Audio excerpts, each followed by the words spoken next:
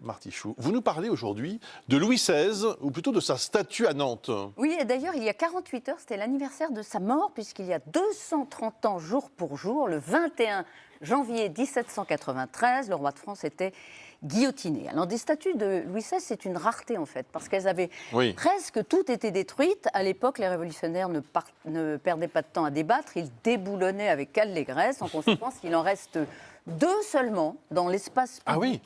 Oui, l'une à Loro-Botero et la seconde tout près, à 20 km de là, à Nantes. Alors elle est juchée, si vous connaissez Nantes, sur une colonne de 25 mètres de haut, place du Maréchal Foch. C'est un monument familier des Nantes. Et pourquoi je vous en parle ?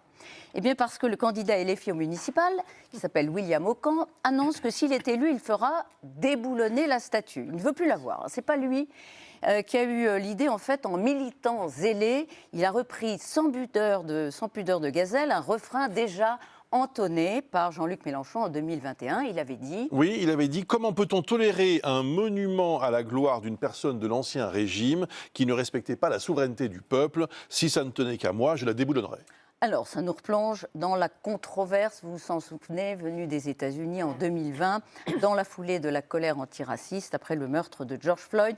Il y avait une série de statues coloniales mises à bas. Alors, posons la question.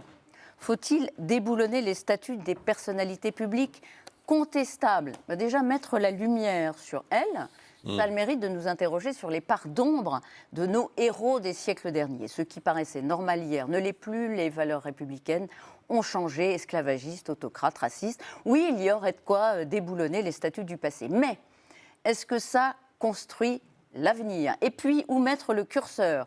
Les personnages historiques parfaitement consensuels sont excessivement rares. Si on commence là, pourquoi s'arrêter ici? Bref, il y a beaucoup d'arguments pour ou contre. Mais franchement, monsieur Aucan, vous n'aviez pas d'autre moyen de faire parler de vous en campagne municipale. Alors ça marche, la preuve. Mais à l'heure où les Français attendent que les maires améliorent leurs conditions de vie locales en matière de logement, de transport, de sécurité, et à Nantes, il y a un gros boulot sur ces dossiers, attirer l'attention sur une statue que plus personne n'honore, c'est de la diversion pure et simple.